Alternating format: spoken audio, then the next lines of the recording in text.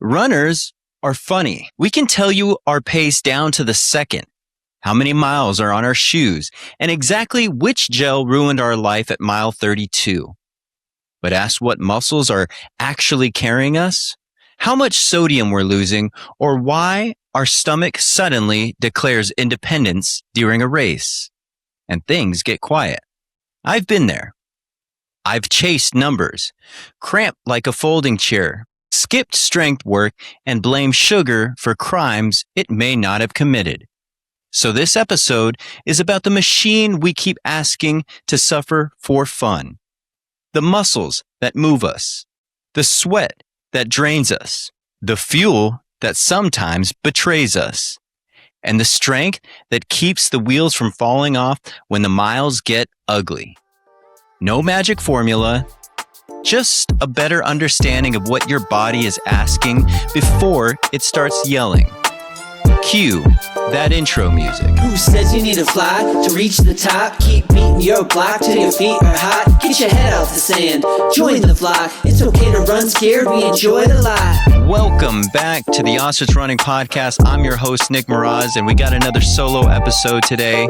So, my wife ran her first 10K this last weekend, and she crushed it. She showed up, she finished strong, and she did the whole thing.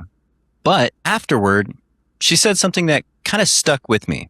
She said her legs hurt, but not evenly. Like one spot on the outside, one on the calf, another little hamstring and glute and all that. It felt tight, but some areas were just barely sore at all. And she asked me, why would it hurt there and not everywhere? And I ran the whole thing, and I didn't have a great answer in the moment. I gave her some generic, well, everybody's a little bit different line, but it bugged me enough that I started digging into it more seriously afterward. And that's actually what this whole episode is built around. Because most runners, myself included, can tell you our pace. We can tell you our heart rate zones. We know what shoes we're in. We know what our weekly mileage is down to the 10th of a mile. But if you ask us what's actually happening underneath all that data, muscle by muscle, and there's kind of a blank stare, and myself included. So that's what we're going to be doing today. This is part one of a 4-part deep dive. Anatomy today, then sweat and sodium loss, then GI distress and fueling, and we'll close it out with some strength training for runners. So 4 systems that are all connected, even though we usually talk about them like they're separate problems. Today, we're going to start at the foundation. What's actually moving you forward?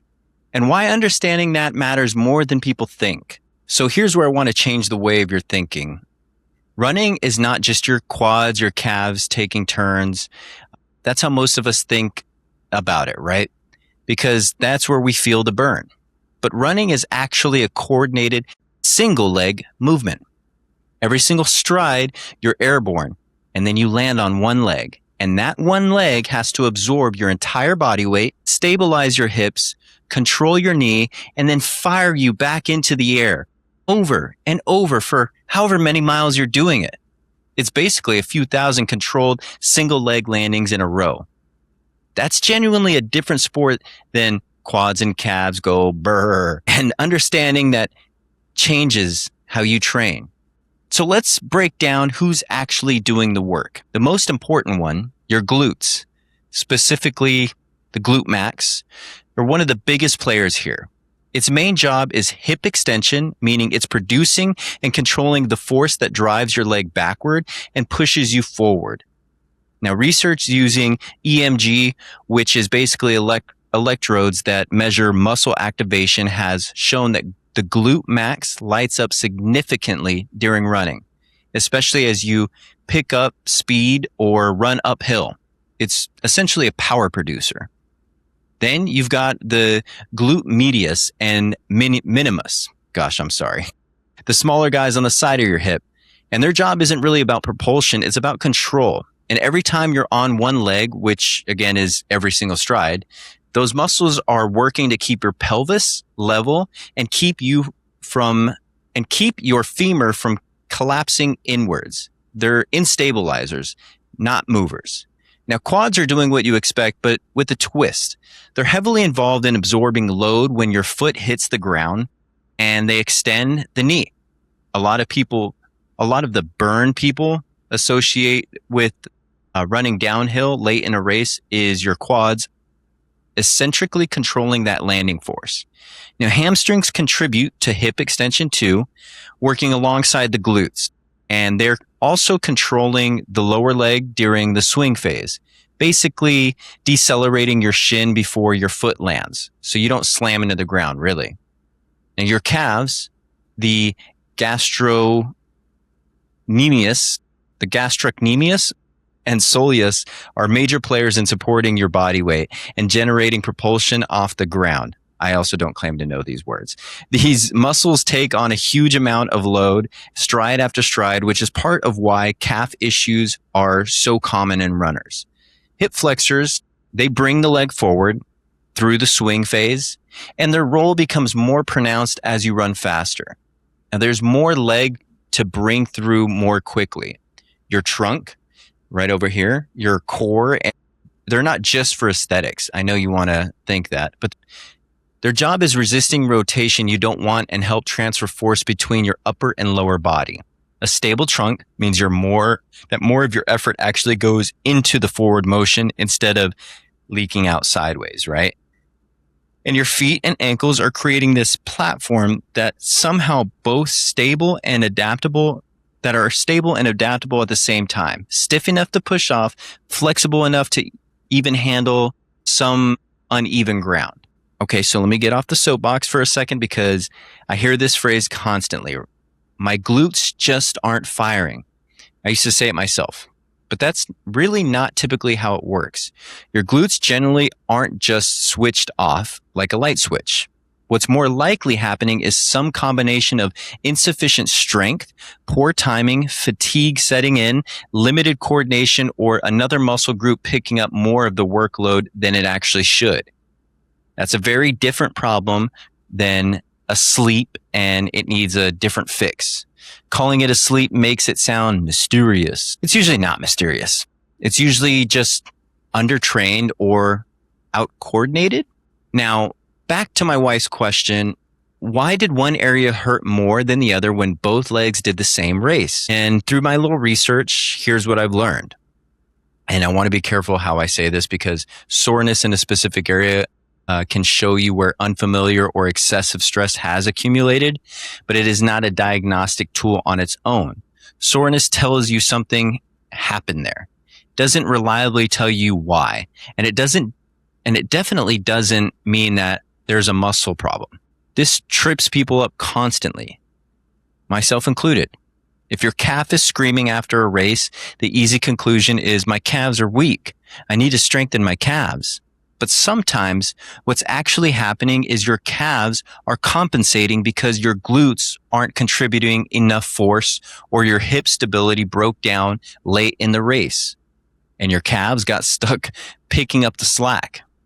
The sore spot might just be the last domino, not the first one. You have to look upstream, really, before you assume that you know the answer. This shows up in some pretty recognizable patterns. And you've probably seen at least one of these in yourself or a training partner, right? Runners who lean almost entirely on their quads or calves and barely use their glutes and hamstrings. The pelvic drop, that's when your hips drop on one side every time you're standing on the opposite leg. Excessive trunk rotation, where your whole upper body is twisting more than it needs to. The knee caving inward on landing. Overstriding, where your foot lands way out in front of you and basically acts like a brake instead of a spring. And then just general breakdown late in a run. Posture collapses. Coordination gets sloppy. Form falls apart as fatigue piles up.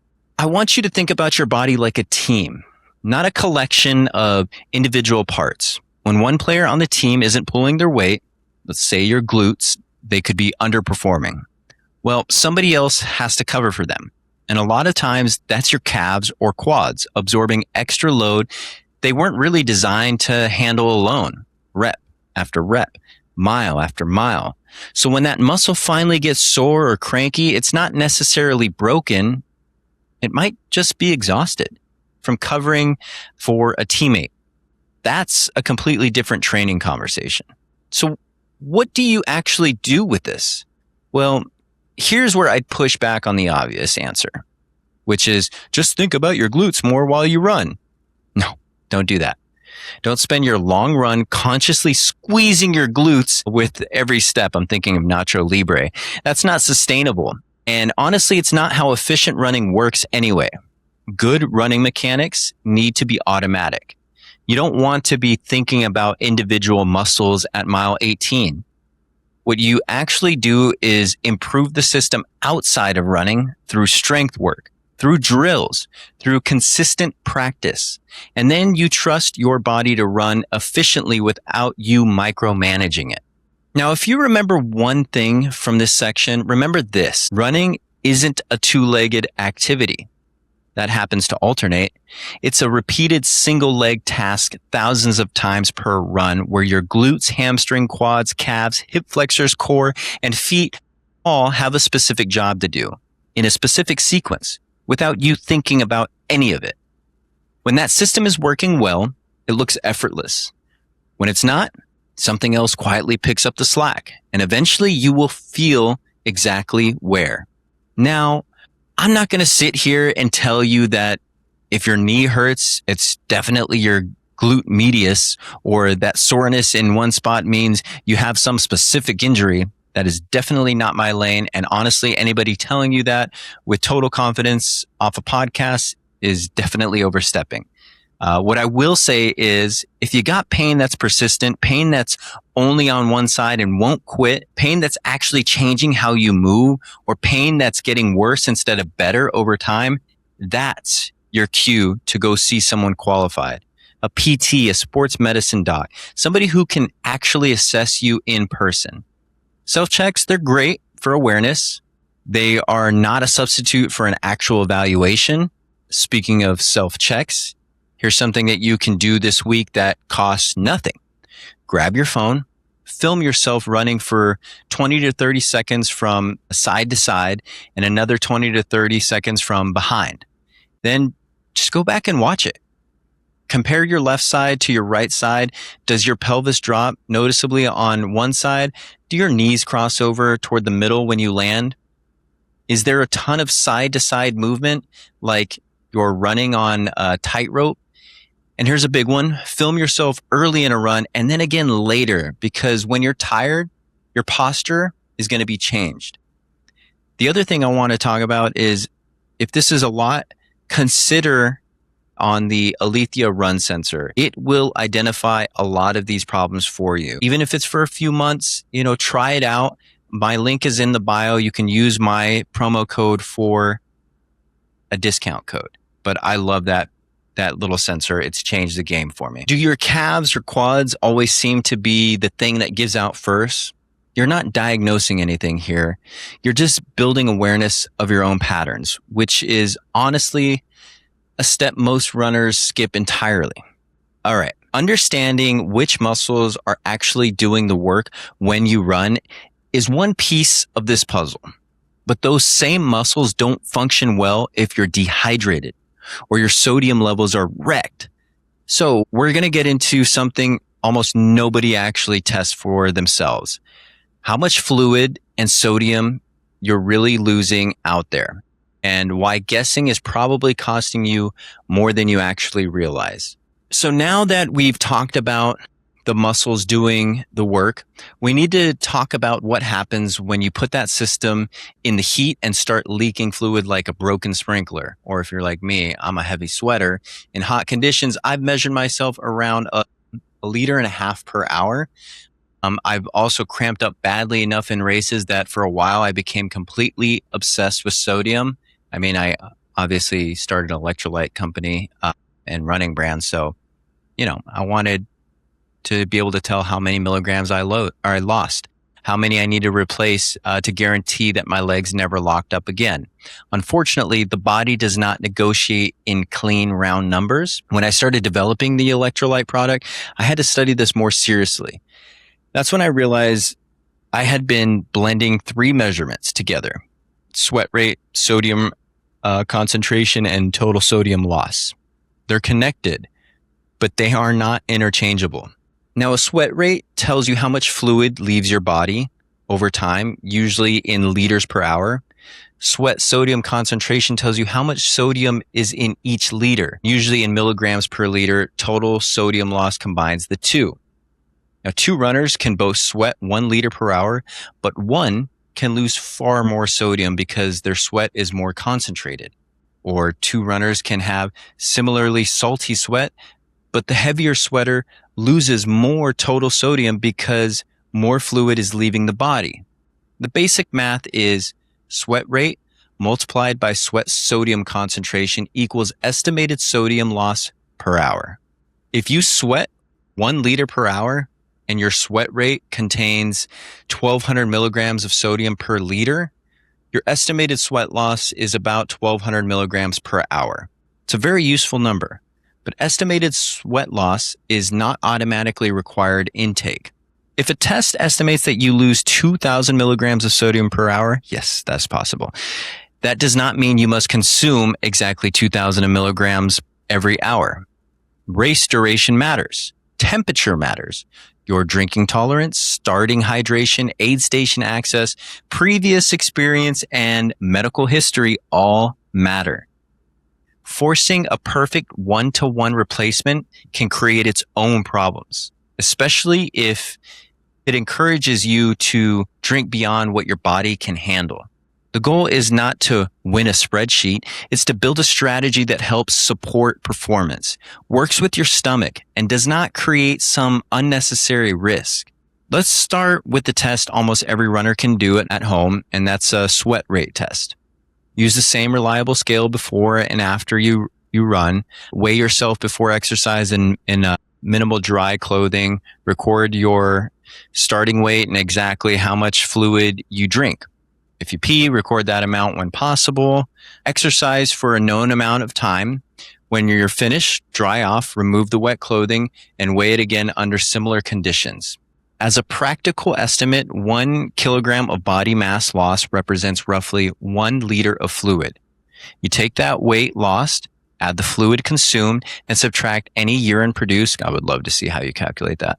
Divide that estimated total sweat loss by the number of hours exercised. If you lost 0.5 kilogram, drank 0.5 liter, and did not urinate during a 1-hour run, your estimated sweat loss was about 1 liter, giving you a sweat rate near 1 liter per hour.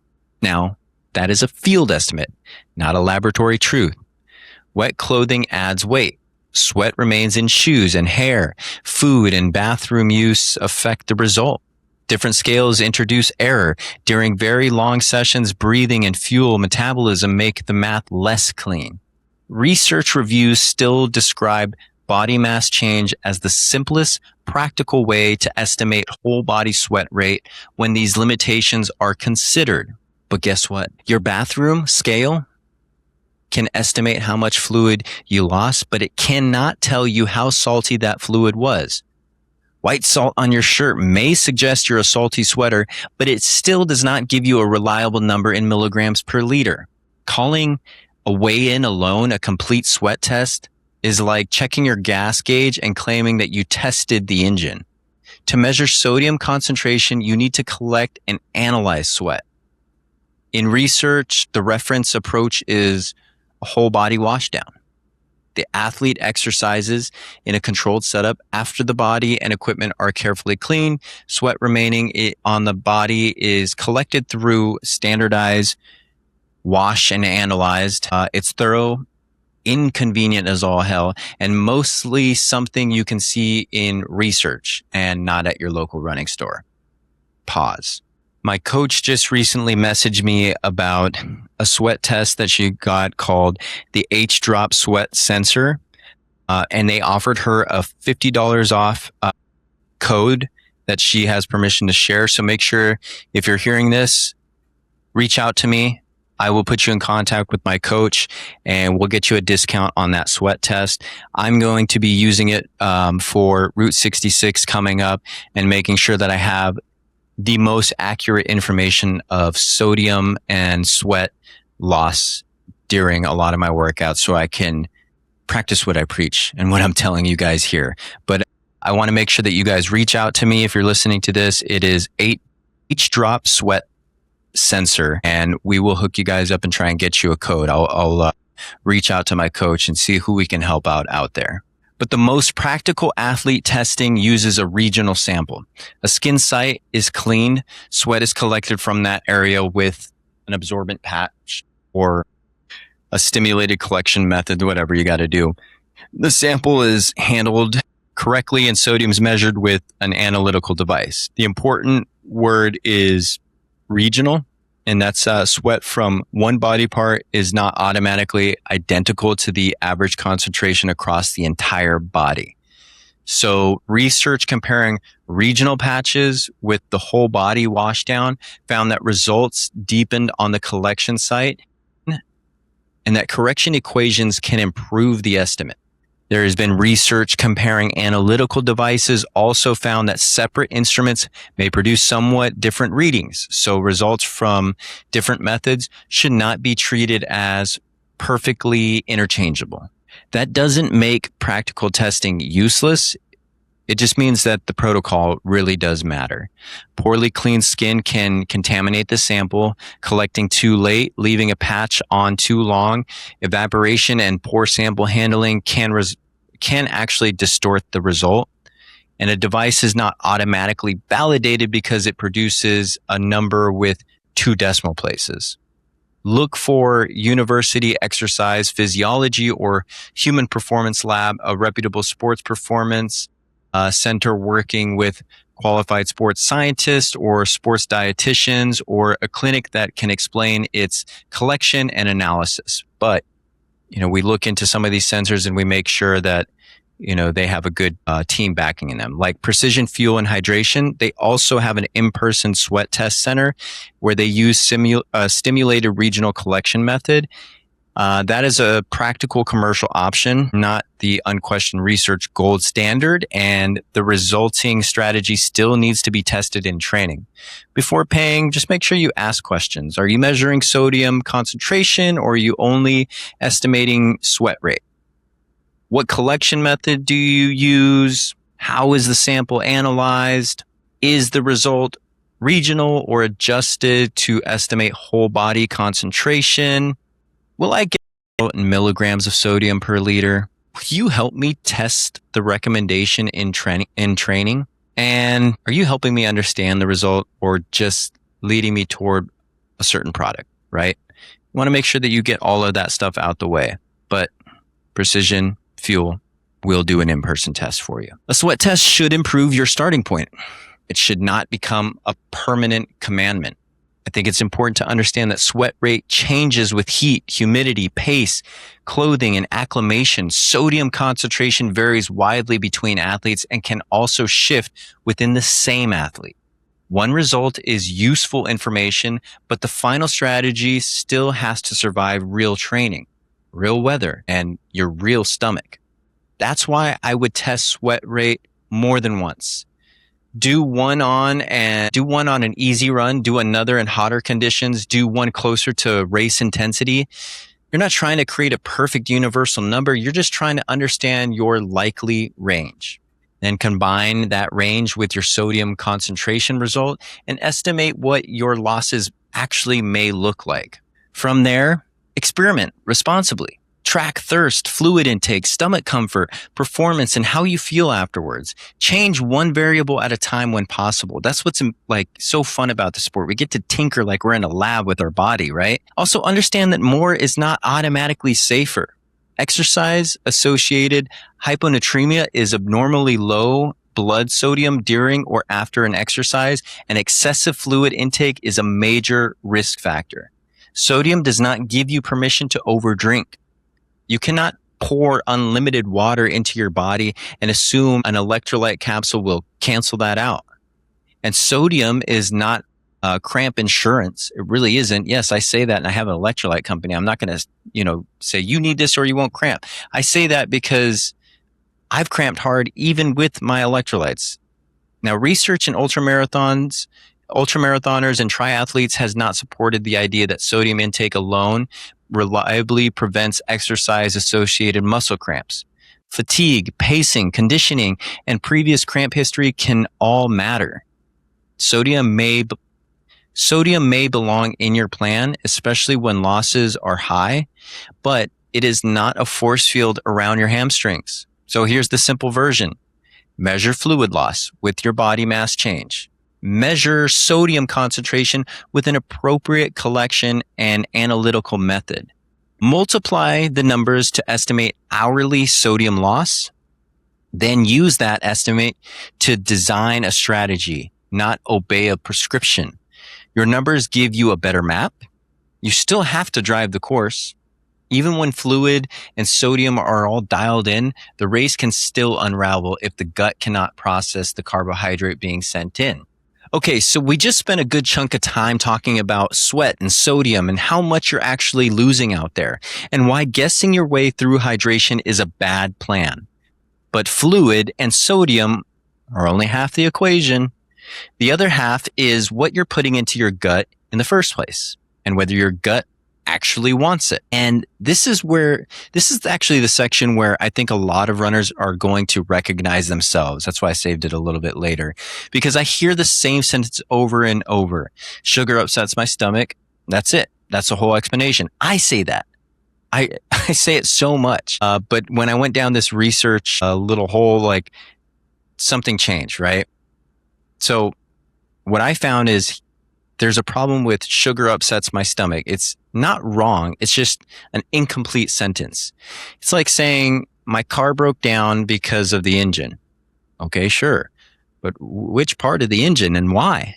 When your stomach revolts during a race, God, it's the worst feeling. I feel so bad when that happens. Sugar is usually the easiest thing to blame because it's the ingredient you can actually read on the label. But gastrointestinal distress during endurance exercise is almost never one single cause. It can be exercise intensity. It can be heat. It can be reduced blood flow to your gut because your body's prioritizing your legs and your skin. It can be mechanical jostling from just bouncing around for hours and hours. It could be dehydration. It can be taking in carbs too fast. A drink that's mixed too concentrated, not enough water with your gels, too much fructose at once, fiber, fat, protein, caffeine, sugars, alcohols, certain fermentable carbs, race day nerves, or trying something new you never trained with. Sugar's on that list. It's just not the whole list. I know that was crazy, right? But that's what we're talking about here. And I think it gets missed constantly that your gut during hard or prolonged exercise is not operating under normal conditions. It's not just sitting there digesting a sandwich on your couch. Blood flow is getting redirected away from it. You're bouncing around. You're hot. You're stressed.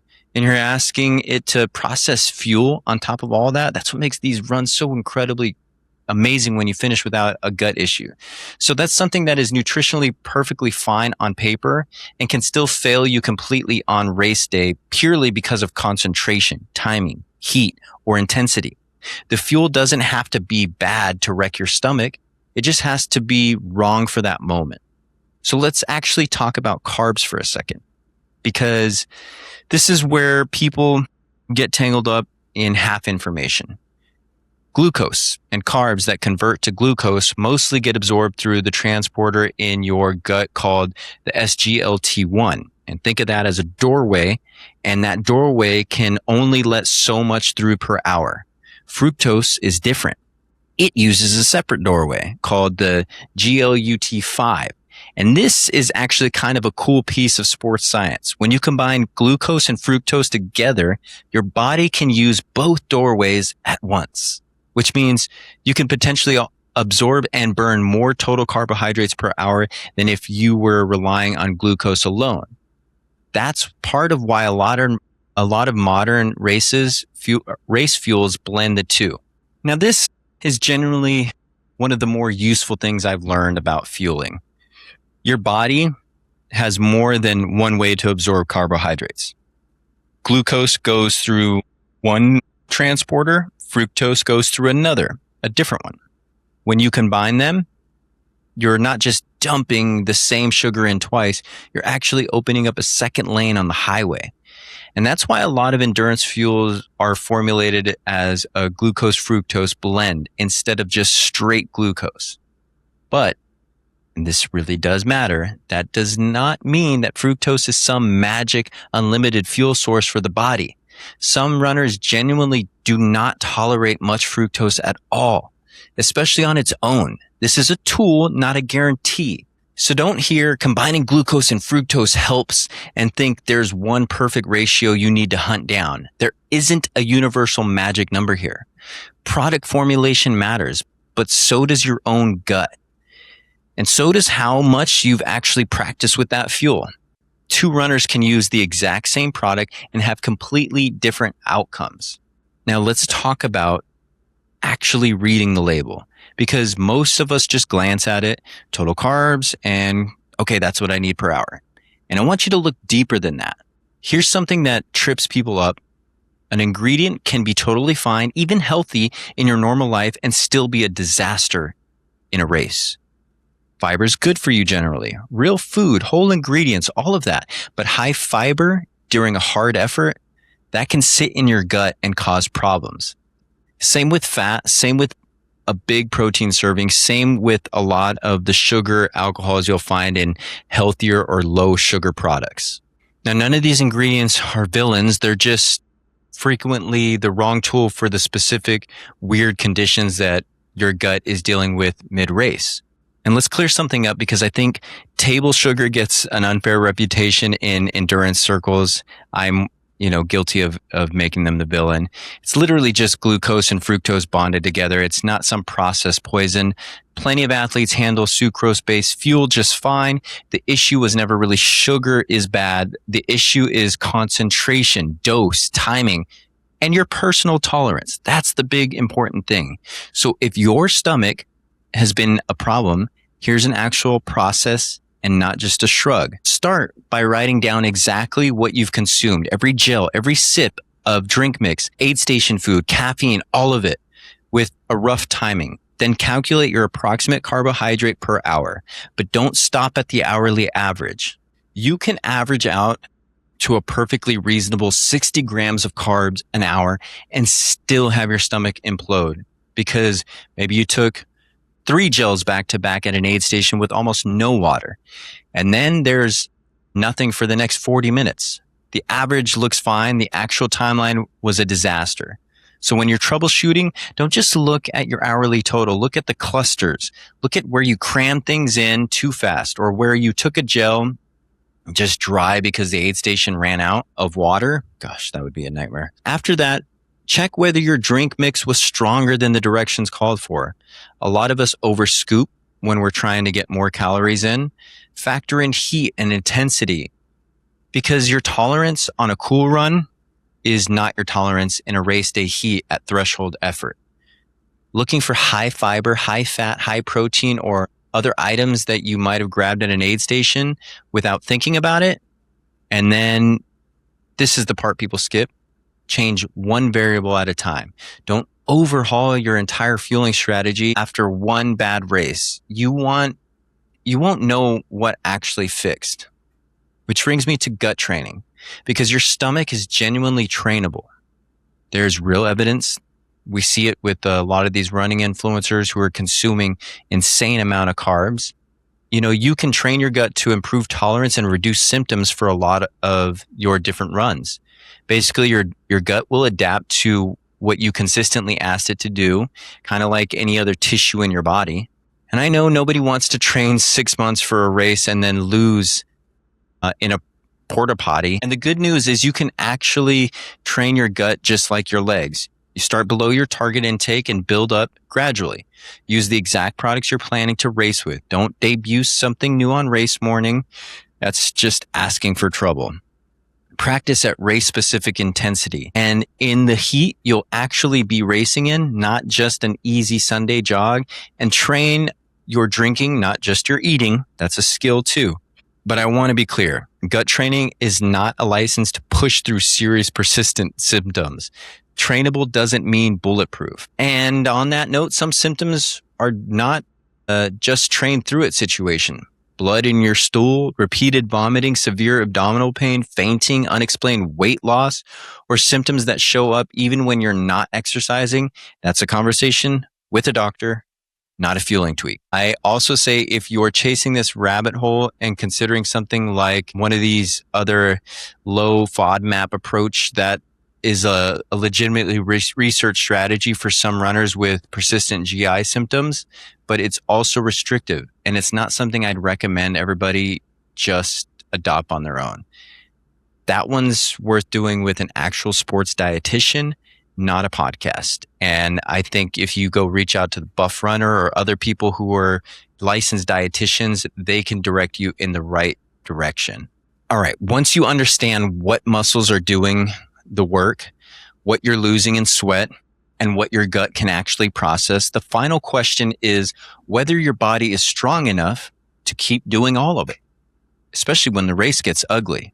We've talked about how the body moves when we run, what leaves through sweat, and why a good fueling plan can still fall apart when the gut stops cooperating.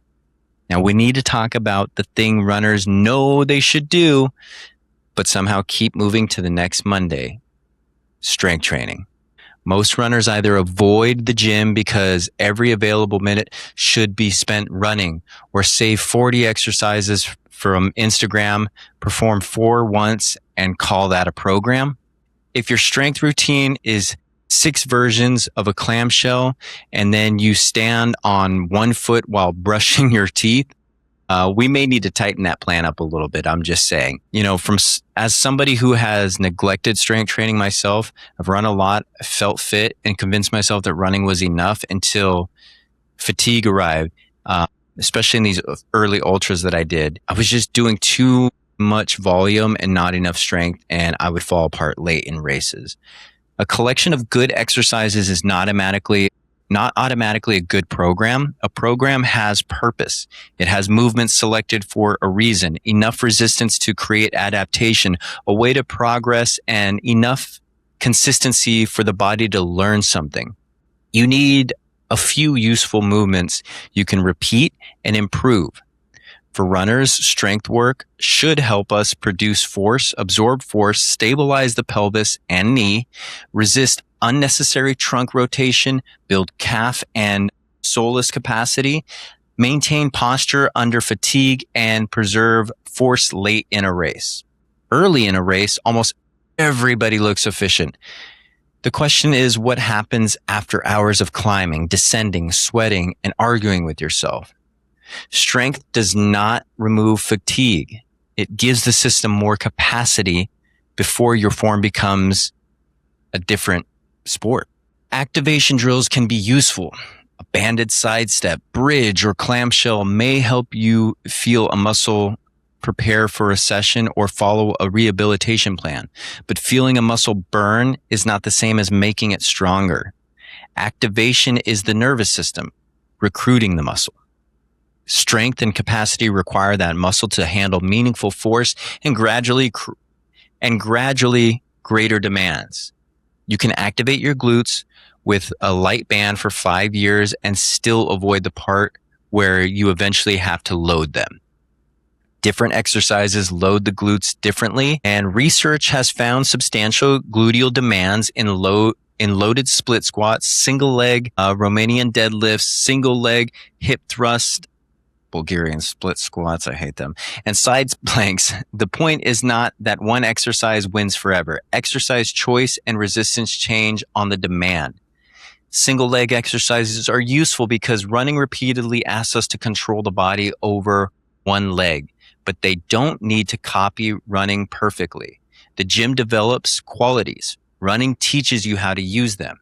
So here is the minimum effective plan, but what I would recommend is take this load off your mind. And if you're able to, reach out to a coach. My coach is amazing. I know she's kind of filled up with athletes right now, but Melissa Henderson will always answer a question for you. But this was a game changer for me when I took this load of thinking about what do I need to do and found the help of a coach to help me bring all of this together. I mean, I don't think you can comprehend the amount of improvement and change that my body has gone through since working with my coach. So again, here is the minimum effective plan. 2 days per week, about 30 to 40 minutes, 5 movements each day. So you would start day A, start with the split squat, loads those quads, those glutes, and those hip stabilizers. Begin with body weight if needed, and then slowly work your way up and add resistance. The single leg Romanian deadlift would be the next thing, and that would help with the hip hinge, hamstrings, glutes, foot, and your trunk. Hold on to something while learning it. If the balance is kind of limited in the exercise, you just want to make sure that you have good form. And third is a straight knee calf raise. You just want to make sure that you keep that knee straight and you're hanging off the edge and doing a calf raise through that. And the fourth is a row. Runners really need that upper body and back strength. It's super important. Your body does not end at the hydration vest. Finish with a dead bug or loaded carry. The goal is to control the trunk while the arms and legs move. Now, the second day or day B, begin with a step up or reverse lunge. Choose the version you can control and progressively load. And use a hip thrust or glute bridge. Start where needed, but eventually increase this challenge. The third is the bent knee soleus raise. Your soleus works below the knee and contributes heavily during running. But many runners, they only train the calves with just a straight knee. So bend the knee, control the movement, and load it. Your soleus is doing more work during running than the amount of attention it receives in most routines. The fourth is a push-up or a press. And you want to finish with, some sort of side plank or anything that's going to train the trunk against rotation or side bending. For an otherwise healthy beginner, start with 2 working sets per exercise. Main lifts can often sit around 5 to 10 controlled reps. Your calf work may land around 8 to 15 depending on the type of resistance you're using. And trunk work can use quality repetitions, holds, or carries. So whatever works. Those examples, they're not sacred numbers, so stop before technique fails or falls apart. When 2 sets become manageable, add resistance or a repetition or eventually a third set. You really want to progress one thing at a time. Once your technique is established, don't be afraid of heavier resistance under appropriate guidance. That's kind of what I'm going through now. I'm really increasing the weight. Systematic reviews suggest that high load strength work, plyometrics, and combined methods can improve running economy in middle and long distance runners. Now, running economy is how costly it is to hold a given pace. Improving it may help you use less energy at that pace. That does not mean strength training automatically raises your VO2 max, because that's what we care about. It guarantees a personal record or makes you injury proof. Strength is the ability to produce force. Muscular endurance is the ability to repeat it. Plyometrics train rapid force production through hopping, jumping, and bounding. Mobility is available, and I am the worst at that. I need to do that better. But activation is muscle recruitment. They overlap, but they are not interchangeable. Stretching does not replace strength. A band warm-up does not replace progressive loading. Heavy lifting does not replace running. And a new runner with pain should not start jumping around just because plyometrics help train athletes in a study. Now, you don't need to become a gym person. You need enough consistency to make the gym a support of the runner you already are. 2 focus sessions are more useful than one heroic 90-minute workout every 3rd week. So scheduling matters. When appropriate, place harder strength work on the same day as a harder run so easy days stay easier. You're organizing stress instead of spreading medium level fatigue across the whole week. It's what I'm doing today. I had a hard gym workout and I have a hard run. Avoid unfamiliar, heavy lower body lifting immediately before a long run. The key workout or race. Expect some soreness when you begin, but don't treat severe pain, swelling, sharp pain, or a major change in movement as normal adaptation. Okay. Make sure you look at it, listen to your body. During peak race training, reduce volume if recovery becomes a problem. Keep the most useful movements, perform fewer sets, and maintain the habit rather than quitting for 3 months and restarting from zero.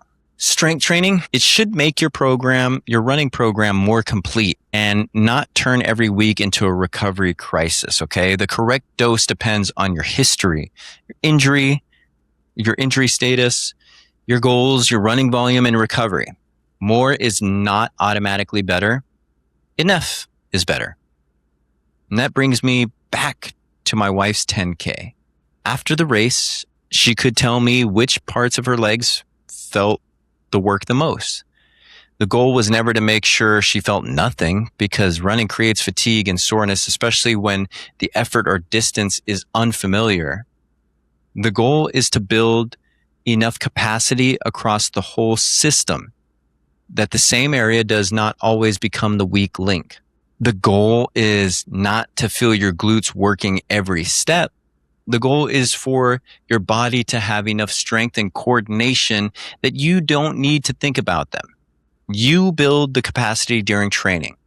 Then you run with everything trying to operate every muscle manually like you're controlling a robot. This week, do 4 things. Film 20 or 30 seconds of your running form from the side and behind and observe. Don't diagnose yourself. Just observe and look at it. Perform one sweat rate test in conditions relevant to your training. Maybe read the full ingredient label and nutritional panel on the fuel you use. Then complete one basic full body strength session. Not the perfect session, one useful session that you can repeat. And that's the whole episode in 4 actions. Understand the movement. Measure what can actually be measured. Train the gut instead of gambling with it on race day. That's why it's kind of tough, because we talk about the aid stations of an ultra being like a buffet, but that can also be super dangerous, right? You start eating all this random stuff. If you don't know what you're eating, you don't know how much fiber, how much you're already taking in, it could be a recipe for disaster later down the race. So unless you've tried it at home, don't eat it there. And it's hard. It's really hard to do that. Build enough strength to hold the system together when fatigue arrives. Now, you can't control everything that happens in a race, but you can understand your body better. Test your plan and prepare the parts you can control. That's what run scared means. Not pretending that nothing can go wrong, but doing the work anyway. So when it does get difficult, you have more than hope holding it together. You want to make sure that knowledge is power and that we are all doing as much as we can to give ourselves and our community as much knowledge to make us successful to complete these runs. None of these things are going to make a run easier. That's why we do this. They're supposed to be hard. But the things that we can manage, let's try our best to be aware of them. And I'm not here saying I know it all. I just want to shed light, and you take these talking points and go down your own rabbit hole and look a little bit further. And just, if you don't hear somebody talk about it, then how do you know it exists? And I hope that it helped. I hope you enjoyed this episode. I really enjoy doing this show week after week. When you guys send me messages of support and, just a hey, really enjoyed that episode. You guys have no idea how much that means to me. So if you ever get a chance, please go rate and review the show on whatever platform you're listening on. Subscribe if you're listening on YouTube. Just super grateful for you guys. Can't wait till I see you next week. With that being said, cue that outro music. Who says you need to fly to reach the top? Keep beating your block till your feet are hot. Get your head out the sand, join the flock. It's okay to run scared, we enjoy the lie. I'm an odd kid, like an ostrich. I got a pod, kids, here's a topic. Blaze your own trail, don't be cautious. 2 birds, 1 stone, how I rock it. Can't make an omelet without breaking a shell. But they say grew up, now I'm raising hell. Haters gonna hate, yeah, they pray and you fail. So put in the work, whether pavement or trail. The grades fell down, but they got to the feet. Run your own race, put this pod on repeat. Shake your tail feather, keep nodding your beaks. Ostrich gang, or you're not my peeps. says you need to fly to reach the top?